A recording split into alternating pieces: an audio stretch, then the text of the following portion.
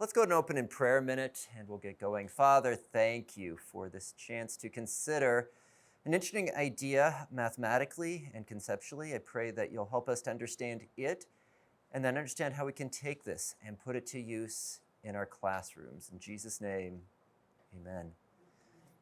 Well, welcome to this workshop on the Computus and how we can use it to teach primarily mathematics, but a few other little areas and content disciplines as well. My name is James Seidel. I am the academic dean at Cair Prairie Latin School in Topeka, Kansas. In addition to overseeing the curriculum, I also teach the junior and senior level mathematics classes, and I run the school's Quiz Bowl or Scholars Bowl program. So I wear a few hats, a lot of hats. It's wonderful to be here with you this morning to be able to share with you this lesson that mixes applied mathematics with history, with some other content areas. And our starting point's a bit of an unusual place. We're going to consider holidays. Without a doubt, in 21st century American Christianity, the holiday, there I just did it, holiday or holy day that generates the greatest celebration, no question about it, it's Christmas. We got special carols we sing, right? We got this huge lead up, everything's decorated. Christmas is a really big deal. Even secular schools make a huge deal. They recognize how important Christmas is. They take a break for Christmas, and they don't admit it, of course, but they recognize it. Contrast that with Easter. There it goes. We don't have 4 weeks of huge celebratory lead-up. We're not playing special music on all the radio stations for Easter. We don't really have Charles Dickens' A Christmas Carol for Easter. I mean, I'm sure there's somebody who tried to write one, but it hasn't taken popular mindset. Really, the only traditions we have around Easter all deal with egg-laying rabbits. It's really the only big secular tradition there is. That's the monotreme rabbits don't get me started. Easter in our culture, and as a result, to some degree in our American churches, isn't seen as big a deal. I mean, we don't discount it, but it's not the same ecstaticness. Contrast that with the medieval church. If you know your church history at all, Easter was the big deal. Easter was the peak of the year. Christmas, Advent really, was the start of the church calendar, but the ending point, the big deal, was Easter. You had the Gregorian chants that all focused on Easter, and they were the longest and the greatest. You had the great fast of Lent that led up to Easter, whereas Advent was a little fast, if they fasted at all. And in fact, at one point in medieval England, in order to be ordained as a priest, you had to be able to calculate the date of Easter. Easter was seen as that important. So, we have a challenge though.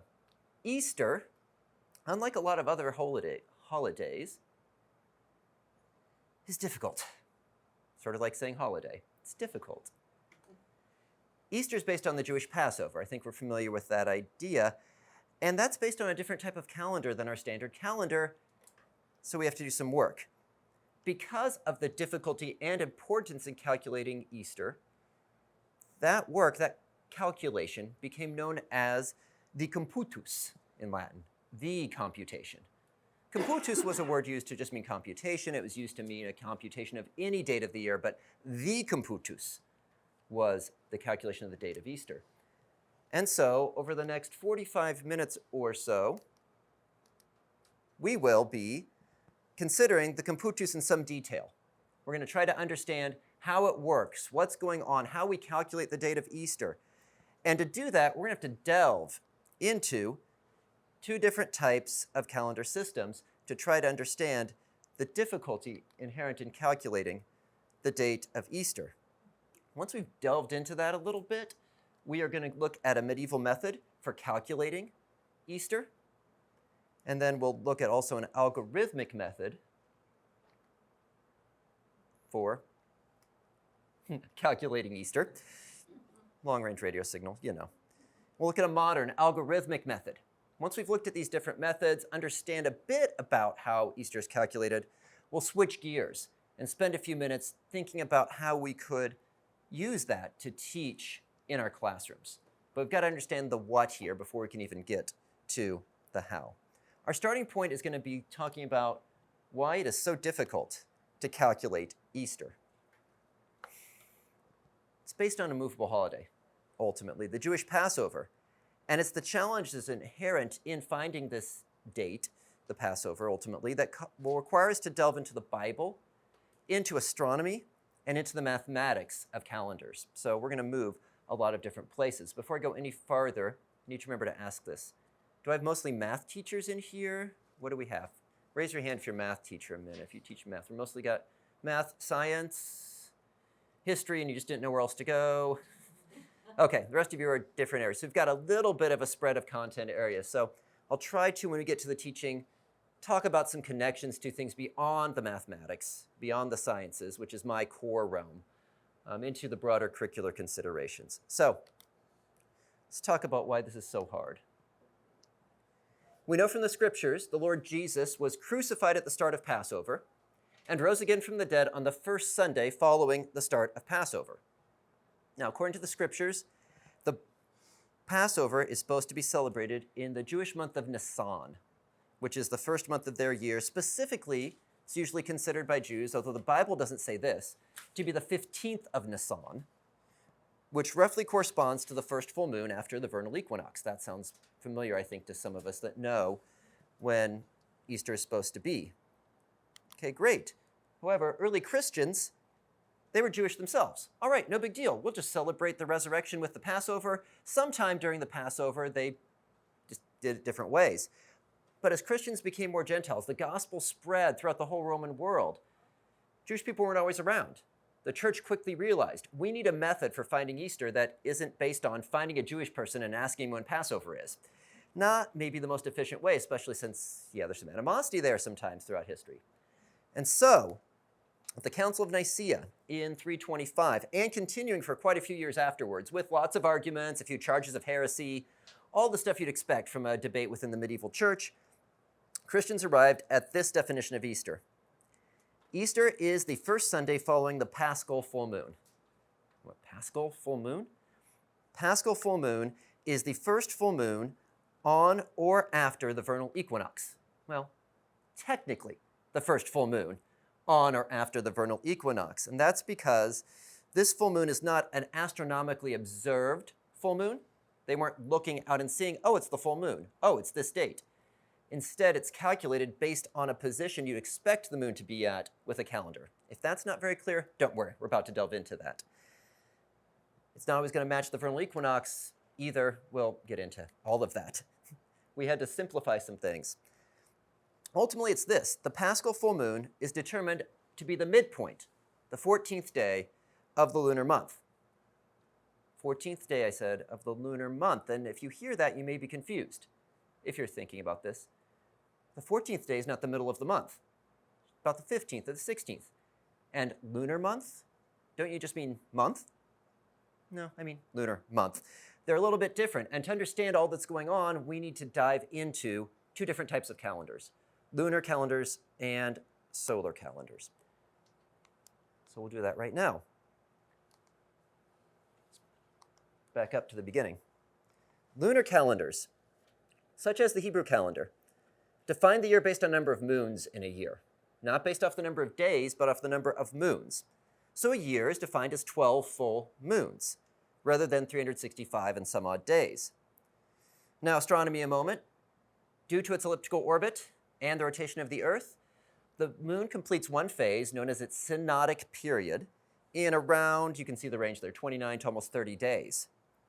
Now, to account for this variance, then, lunar calendars go with either 30 days or 29 days for their months and alternate back and forth. That gives you pretty close to the mean synodic period, 29 and a half days. So then, our lunar calendars will have a layout something like that.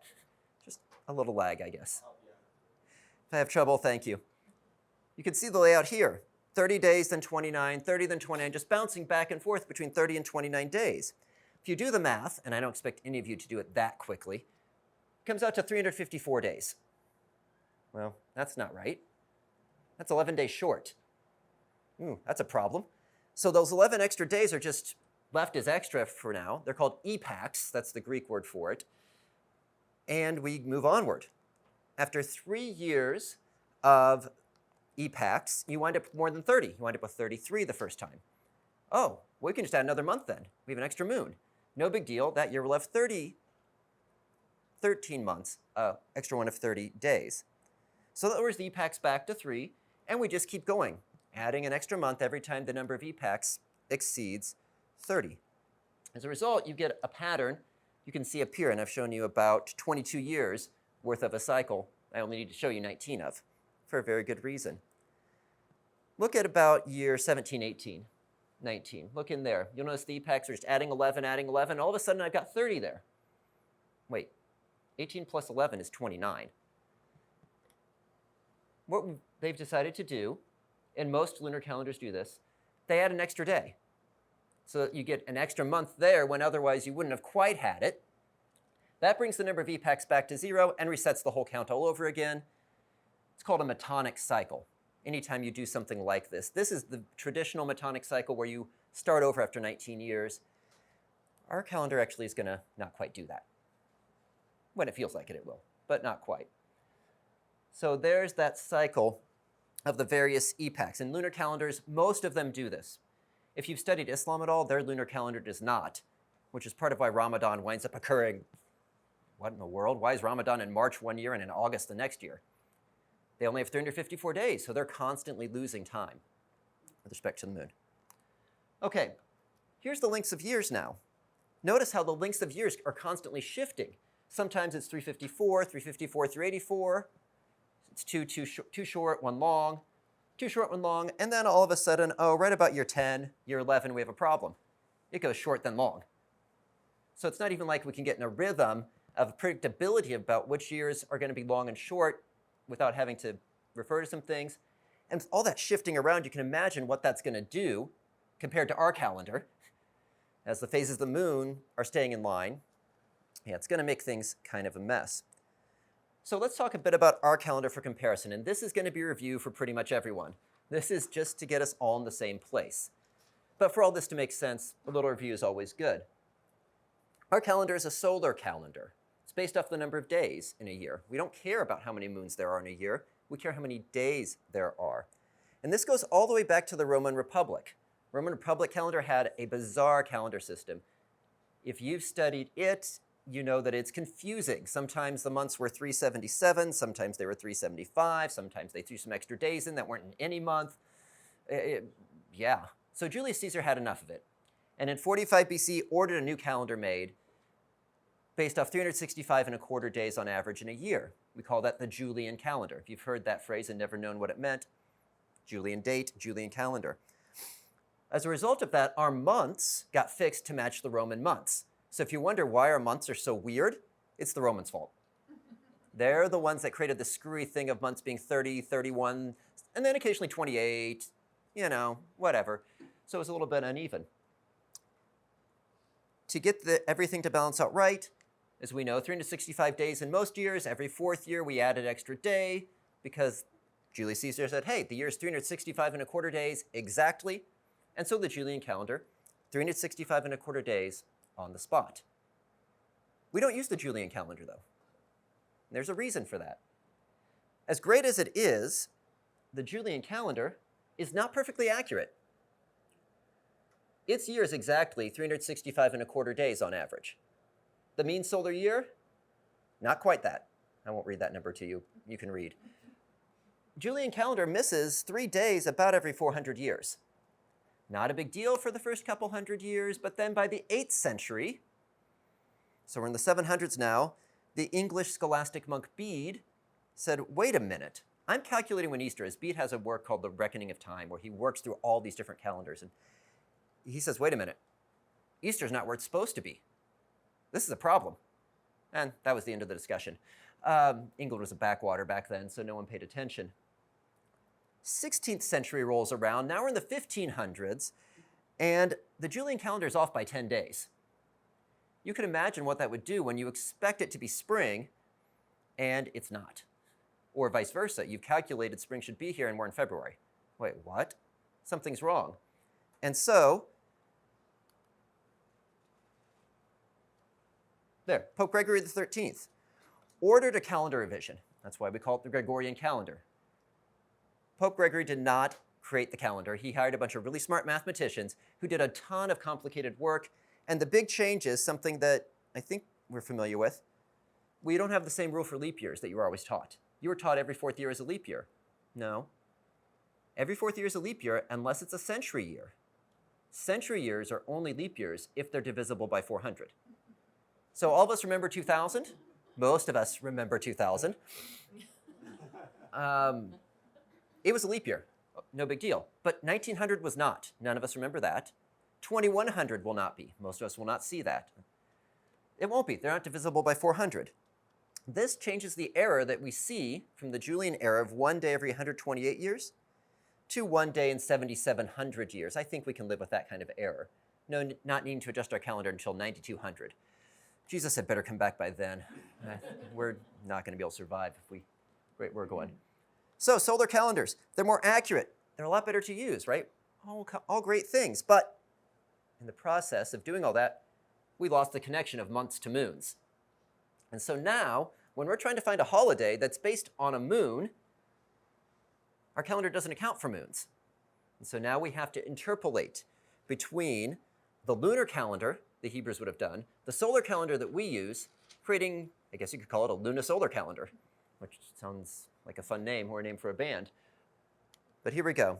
We're going to talk a little bit about how the medievals did this. How did the medieval church track all of this and work through this process? And this will help us understand how this works. And I've got some handouts for you. The tables there are going to help you work through some of this process so you don't have to recreate everything. All right. These tables were accurate for the medievals for about 100 to 300 years before the errors in the Julian calendar messed things up. We could use these tables in perpetuity for our purposes. And again, we're going to do what the medievals did because our months are the same, but technically we're using a slightly different calendar, for those of you keeping track at home. What we're going to do is determine when the Paschal full moon occurs. So we're going to find the 14th day, or day 14, of the lunar cycle on or after the vernal equinox. But one little twist, the vernal equinox is always going to be March 21st. I know it can range from March 19th to March 21st. We're just going to always set it at March 21st because. Got to put it somewhere. That's where we're going to put it. All right, so here we go. Step 1 requires us to do a bit of arithmetic. There we go. We're going to figure out where we are in the Metonic cycle. It's a 19-year cycle. To do that, we'll take the year, divide it by 19, and add 1, since we're not counting from 0. So 2022 divided by 19, that's 106, remainder 8. I don't care about the 106. The remainder is what we want. So find the remainder, it's 8, we add 1. And so 2022, our current year, is year 9 of the Metonic cycle. Call it the golden number, if you will. It's convenient. Once in a while, the golden number is important for things besides what we're about to use it for. So 9 is our current year's golden number. Obviously, next year, it would be 10. Step 2, we've got to figure out how many epochs we have. How off is the moon compared to the start of the year, in essence? So our current cycle started in 2014, just working backwards from 2022, and 2014 had 29 epochs. I know, I said we're supposed to add an extra day. We don't. I don't want to get into why. It's unnecessarily complicated in the short time I have to go into that. But you can see as we work along, we have 27 epochs for 2022. So it's 27 epochs. We'll take a note of that and move on. By the way, for your purposes, you don't have to find the golden number. I'm going to have you do this in a minute. I've given you a table of the epochs for quite a few years just to save you the step. I figured we all didn't have a whole lot of calculators with us, and you didn't want to do long division of 2023 divided by 19, so I saved you that step. You will want your phones later, but that's a different story. Okay, now, here's the tedious part. We create a table of all the days of the year starting at January 1st and going all the way through April 30th. And we can make it a little better because March has the same pattern of days as January. Well, most of the time.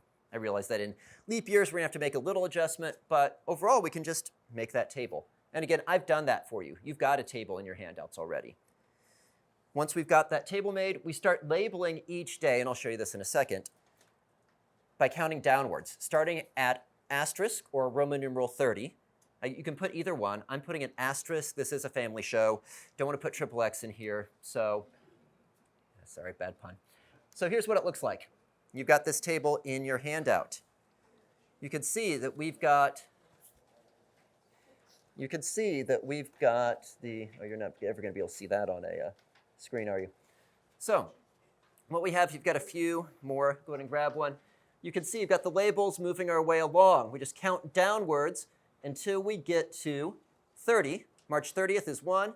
March 31st is the start of, theoretically, the new cycle. We're basically tracking the days within the lunar cycle. To make that happen, though, remember, lunar cycles alternate 30 and 29 days within a lunar calendar. So notice right here, April 5th. We combine those two labels. Turns out that's the way to get everything to balance out the best. They played around with this a lot. It's what they settled on.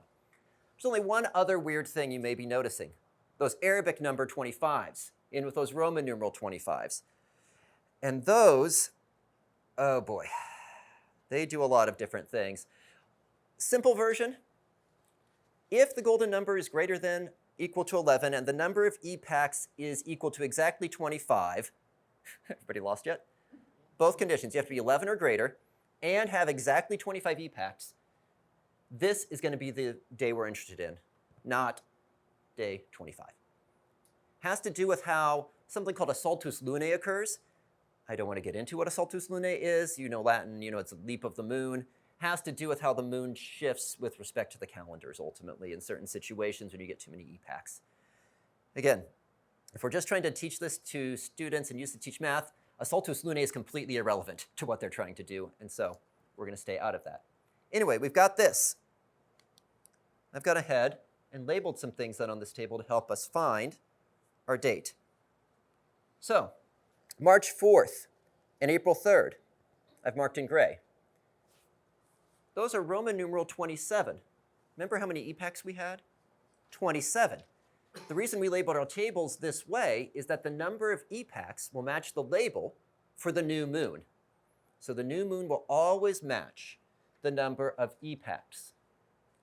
Then all we have to do is count 14 days forward to the 14th day, and that will give us the ecclesiastical full moons, the anticipated or forecasted full moons. These may differ from the actual full moons by a day or two because we're making a couple of simplifications along the way. But March 17th and then April 16th, you see it circled there, are the two new moons. April 16th is the first full moon on or after March 21st here in green. So this is the Paschal full moon. It is the first Sunday after this full moon that will be Easter. Oh, great, no problem. Oh, when's Sunday? We didn't mark down which day was Sunday. 17th, yeah, we know when Easter is this year. Most of us are tracking that at this point in the year. It is March. It's the 17th. But if we were trying to do this for years in advance, we'd have to try to find a way to keep track of it, especially if we just dropped into a given year. So we need one more table. This is the table called a Dominical letter table. Again, knowing your Latin, Dominical, Latin for Sunday, Latin for Lord's Day, Dominus. So they just called it that. Starting at January 1st, you call it A, go all the way through G, days of the week. That way we don't have to worry about what the days of the week are called. We just call them A through G. And work our way downward, labeling things all the way through the end of April. Every Sunday then is going to share the same Dominical letter. What was the first Sunday of this year? Anyone remember? January, it wasn't January 1st, it was the 2nd. It was January 2nd. So we go to January 2nd, that's a B. Every B then, every time a day is labeled B, that's going to be a Sunday. So the first B after April 16th is way over here. April 16th is A, oh, one day forward. So, as expected, except, there it goes. April 17th is going to be our date for Easter. That was some work. A little bit tedious, but you can reuse the tables year after year for the most part, and our tables are never going to be off, not to the degree they were in Julian times, but you could see then how as a priest you were trained, you could do that. You could follow that method. You don't need to understand all the astronomy underneath it. Now, if we could understand all the astronomy underneath it in the math, that's closer to what we're after. So work that way, here's what I want you to do. In your handout, you have a worksheet after all your tables. That's worksheet number 1. Flip back and forth between that worksheet and those tables. Calculate Easter for next year, 2023. Just flip through that, work through that process. Give you a few minutes to do that.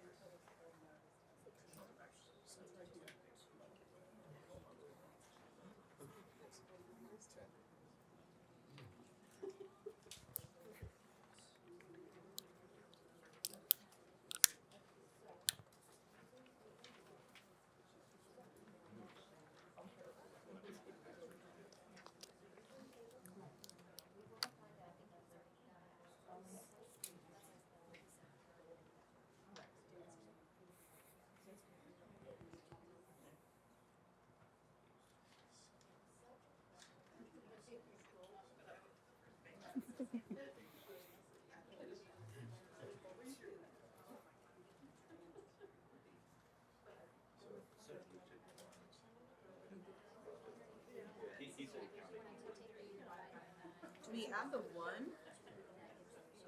To find the remainder. Let me. No, I don't. I'm no got lost. Got that. So your golden number will be 10. Oh, well, what? Did I look at the wrong thing? Oh, epax will be 8. Oh yeah, so that's what you need. So the golden number is 10. Oh, plus. So 2023 divided by 19. Looks like I forgot to calculate that for you. 2023 divided by 19 is going to be 106, I believe, remainder 9. So plus 1 is 10. So your golden number is 10. The only reason that's going to concern you, since I gave you the table of epax, was in case it was 11 or more. But it's not, so we're okay. Wait a second. 2023, the number of epax? The number of epax, you can just look on the table. Okay. That's that, and the number of epax is 8. So what was the next thing you were saying is 10? Is that later That's the on? golden number, which we don't need to worry about here. All right, so what we're looking for. But we're using the golden number in March. You could use the golden number in table 2, but I believe table 2 tells you the year and tells you the number of epax, right? Or did I label things wrong? No. Oh. Table 2 is the table of days for March and April. Oh, really? All you need is the number of epax in table 2. Okay, so how do we do that? Which I, So the number of epax, that was based on table 1, right? Yep. That's just a number off table 1. correct. So I had you calculate the golden number. Jump ahead, skip past that golden number calculation. It's not going to be relevant. Look at the table 1, table number 1. Read the number of epax and put that there. That is a typo. So 8 epax. That's the number you're going to need, is 8 epax. The golden number is not going to be relevant in our situation here. So in number 2, when it says use the golden number, that means epax also? Golden number, normally you'd use the golden number. I forgot I gave you a table that had the epax already determined. And so you can actually just write the number of epax there. It's 8. The golden number is 10. The epax are 8.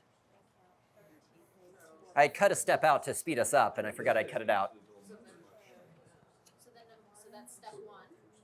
So step 1 is 10. Step 2 is the number of epax, 8.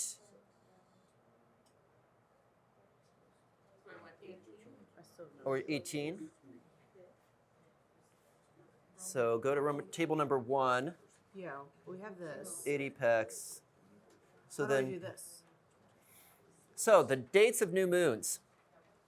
Go to your table, it is now table 2, which has the labels on it. Find the Roman numeral 8s. Every Roman numeral 8 in that table is a new moon, because the number of epax will match the new moon almost every time. Yep.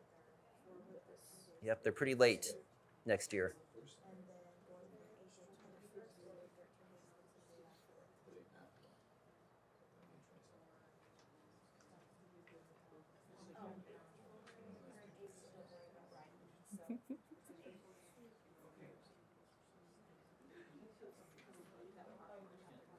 The golden number itself is actually 10, which That was my mistake for forgetting to give you the golden number. This should be 10, although we use the number of epochs for getting. Correct. The golden number is used to determine the epochs if I hadn't given you a table of years and epochs already. Okay.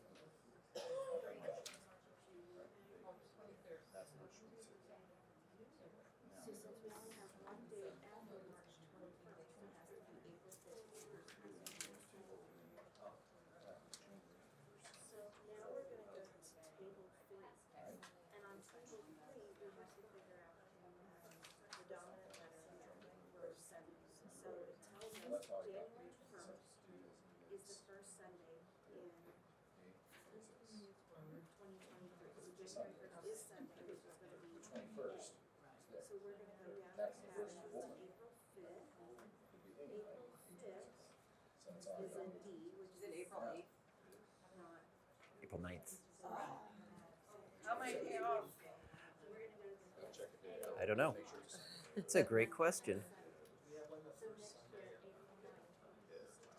2023, the first Sunday is, and people saying is January 1st. That's what it says here. Yeah. So then the Dominical letter should be A. Got that. And then it's the 9th.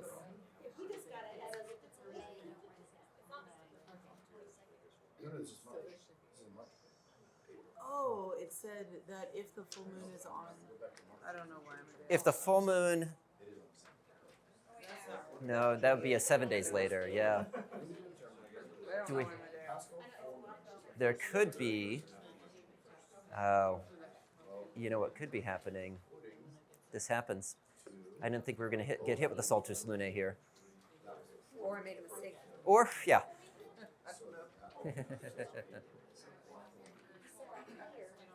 So are the full moons the 5th of April and the 4th?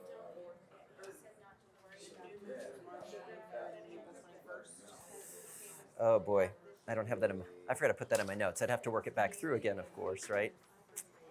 So that's. So I was looking for. The first, yeah.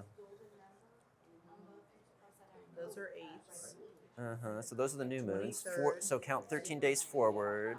So 1, 2, 3, 4, 5, 6, 7, 8, 9, 10, 11, 12, 13 So that should be the 14th day of the cycle. is the 5th. It's the And 5th. 1, 2, 3, 4, 5, 6, 7, 8, 9, 10, 11, 12, 13, May 4th. Which is too far. Yep. So, After March 21st is April 5th. April 5th is.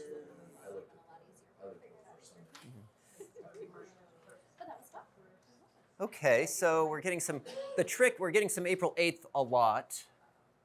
I'm seeing a lot of April 8th, getting some April 9, getting April 9. April 9 is correct. If you're missing it by 1 day, it probably is because you've just counted forward from the new moon wrong, I would guess, is what happened there. But it is April 9th. I was concerned for a moment that we had a weird Saltus Lunae situation. Sometimes you can get off by that. I'm like, I don't want to touch that right now. So that is tedious. That's long. That took even longer than I expected. And that's okay. Yes. If you were off by 1 day on the counting, Yeah. since you're counting to the next Sunday, Yeah. would you either be off by a week instead of a day? Because you'd always jump. That's true. So I'm not sure. I'm not sure what happened there. No matter what, the 8th wouldn't be a Sunday, so you can't lose. Yeah. Yeah, I don't know. Actually, I realized what I had done originally was I just went down the first column, so Oh. it's January. Oh, So instead of realized that we were in April. we're in April, that changes the position. Yep.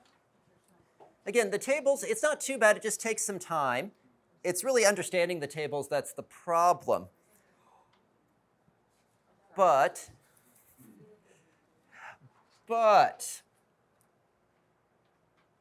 be nice if there was an algorithm. Be nice to program a computer to do it. And so That way we don't have to do all this flipping through tables and calculating things.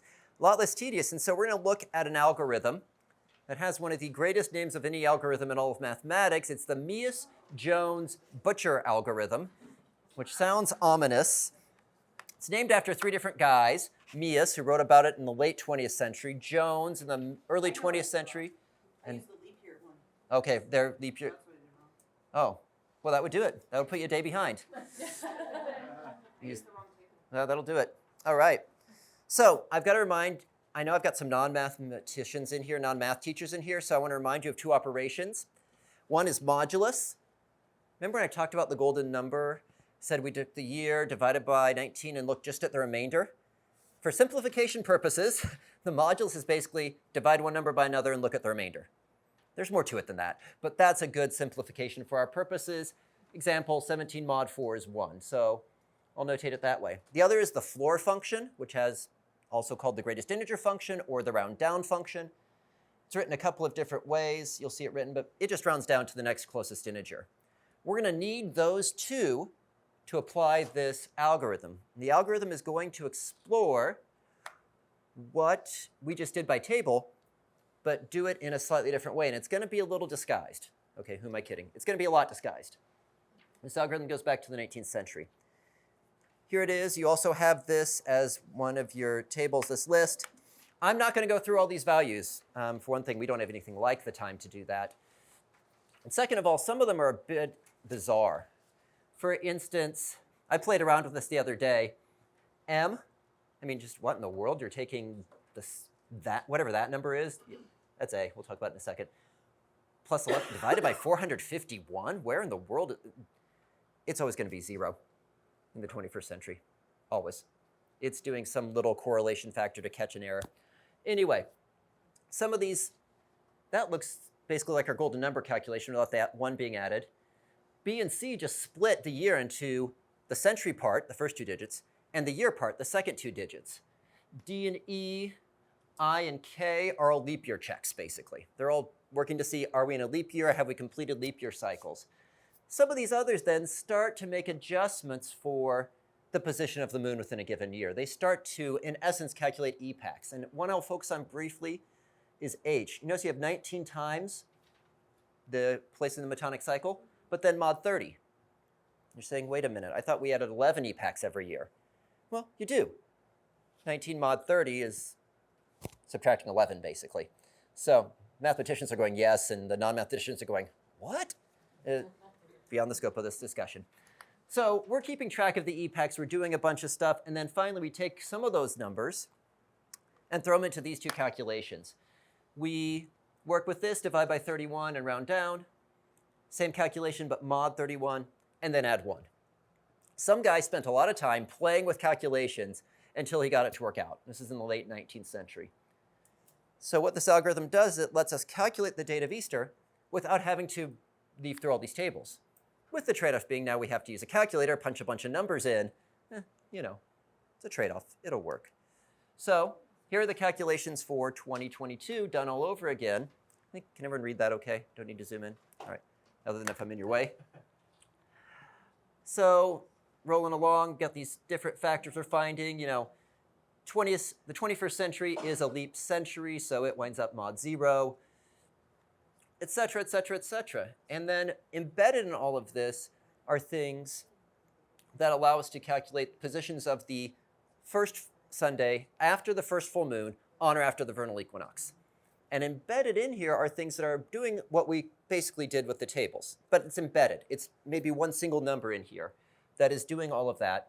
Work through all these numbers, wind up getting, because we don't have time to talk about this in more detail, get 4 for the month, 17 for the day, April 17th, which is what we got. I think,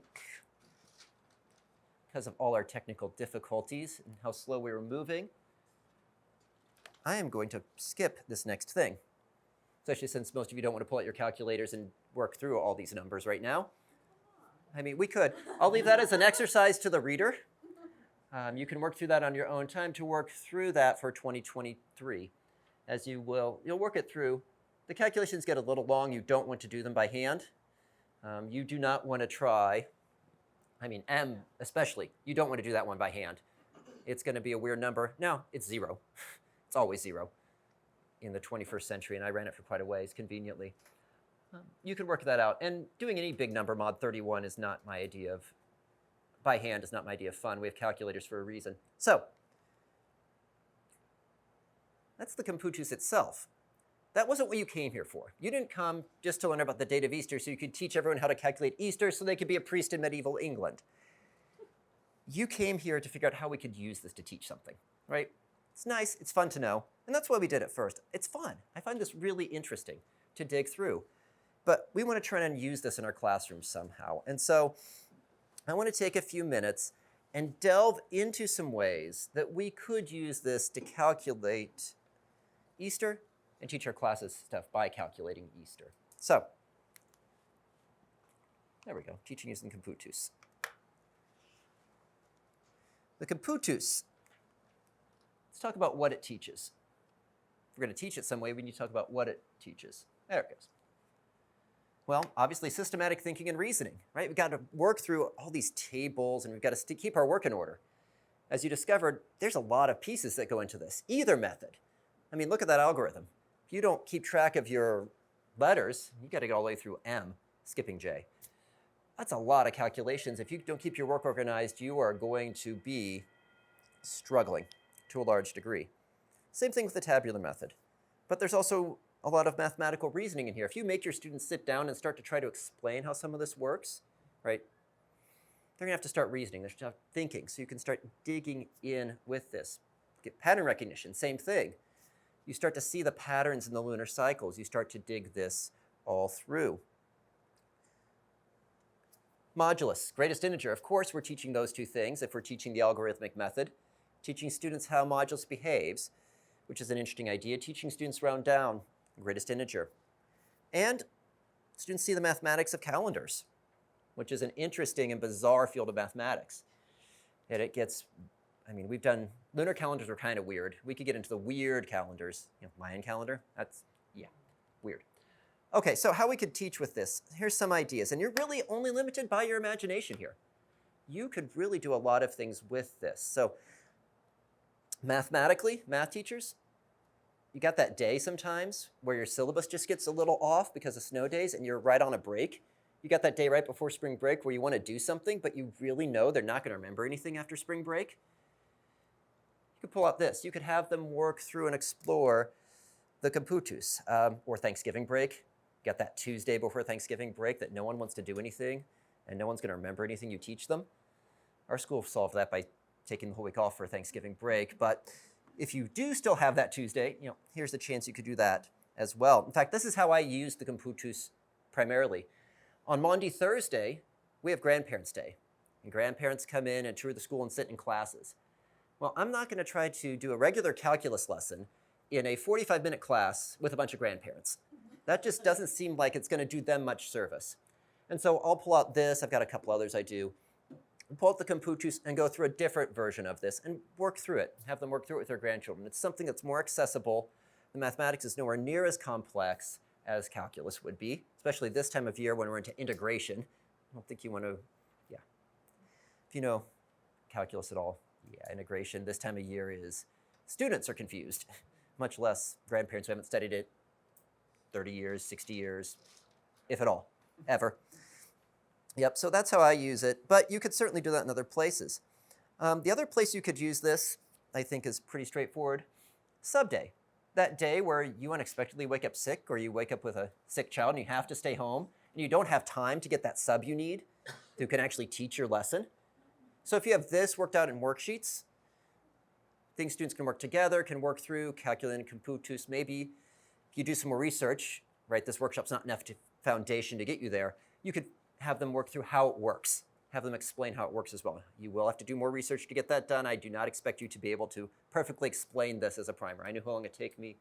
Let me try that sentence again. I know how long it took me to get this pulled together. It took a while to understand this. So you could use it that way. But there's some smaller ways. You could use it as an application problem. Get to a lesson that teaches the greatest integer function. That Mies-Jones-Butcher algorithm, perfect application problem.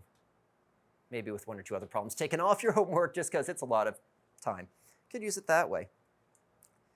Those of you that like to do student projects in your classes, this has student project written all over it, right? You could have students go in and do some research. You could guide them where they need to go, have them come up and explain one of the algorithms, how it works, the steps taken, and then maybe a little bit about some of the mathematics underneath it. You could have students even go farther, but we'll get to the farther in a second. If you like interesting lead-ins, the Computus is a lead-in for Modulus and round down as well. And this last one, I'll talk about this for several minutes here, the Omnibus Lesson. Some of you may have an omnibus class at your school that combines literature and history. That's not so much here in the Midwest, that's more in the East and Deep South. Those tend to occur. Deep South. This is the South. I'm in the South today, as far as I'm concerned.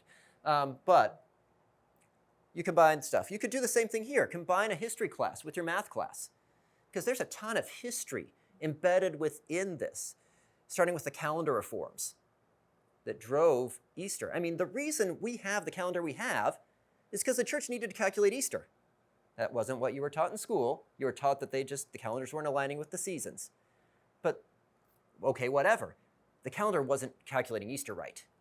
That's what the church cared about. And so look at those reforms, dig into some readings. You could go find readings from Bede. You will have to use interlibrary loan to find On the Reckoning of Time. The closest copy is in Chicago. If you want it in English, if you're good at medieval Latin, you probably can find a medieval Latin translation online.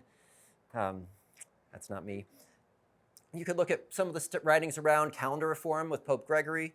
You could pull your history teacher in and start having discussions about what happened when calendar reform got implemented. If you know your history at all, it got really interesting. All the Catholic countries adopted the Gregorian reform. All the Protestant countries weren't going to do that Catholic thing, and so they didn't adopt it, sometimes for a couple hundred more years. And in places then when they tried to adopt it, there were riots because people thought they were losing days off their life. So, there's a lot of interesting history there. You could build those two things together and teach that way. And there's probably a lot more you could do if you now will go back and take the time and think it through. Stuff may not be jumping out at you right now. I don't expect it to. The Computus is too complex to have something jump out at you right away, hopefully. So those are some things we can do with the Computus. I think if I remember right, 11:10. Is that what I heard, right? So we have 4 minutes where we're speeding through some of this. Again, I've also provided you with 3 different sample lessons. Now, these sample lessons are the classic thing you would write for your education professor style sample lessons. I just wanted to show you a way you could do this. Take these, dice them up, rip them apart, rebuild them to how you teach. I just wanted to give you, hey, this is what you could do, an idea of what you could do. Some people find that valuable. I sometimes find that valuable. Oh, he did it this way. Okay, well, I'm going to take that one idea and mix it with the 17 I have that are better and go for it. I have no offense with that. I am not beholden to these by any means. Regardless of what you try to do, I hope this has given you some interesting insights, some ideas on how you can take something that this time of year we're right on top of and integrate it into your mathematics presentations. I appreciate your attention, and if you got some questions or comments, fire away. Do you have any preliminary ideas on how the Computus can be used for something like logic? I know this is pretty math. It is pretty math heavy. Math is logic, and logic is philosophy. But the logic embedded within some of the, I'm trying to get there. There's some syllogistic almost type ideas embedded within the positioning of how the years are calculated. My suggestion would be track down some of the writings from Bede in particular, because in that era they didn't have notation. So they wrote everything out, and syllogism almost. And so you might be able to find something that's accessible to high school students in the translation out of Bede. I mean, that'd be my thought off the top of my head. But I bet you could find something else, especially in the logic with the movement of calendars, potentially too. If you research a little more the Saltus Lunae, which has to do with, okay, when do we make the moon jump into a new spot? You could go there too. Other questions, comments? I've thrown a lot at you. That's a fire hose worth of stuff. Yeah. They were supposed to be in the packet. Did they not get printed? Oh. Well, that is, I'll have to talk with Scott and Kyle about that because I distinctly sent them sample lessons. That's said, if you're interested in seeing the sample lessons, there was one at a 4th grade level, one at like an 8th grade level that just did the tabular method, and one that was at a 10th grade level that did tabular and algorithmic. Come talk to me. Give me your email address. I'll jot it down, and I'll try to remember to email that out to those of you that are interested. I could. I don't have access to the recording. So talk to Scott. I will send myself a note right now to talk with Scott about adding the sample lessons with the recording. Sample lesson has an unit. Okay. Sorry about that. That's an unexpected twist. But thank you very much again. At this point, I don't have anything else. Feel free to talk with me or ask me other. Oh, is there something else over there? Yeah, it says 8th grade level logic school mathematics. That's probably it right there. Is there one that's 4th grade? Pre-calculus. Yeah. Pre-calculus. Maybe it's for these all say 8th grade. I'll come back and take a look.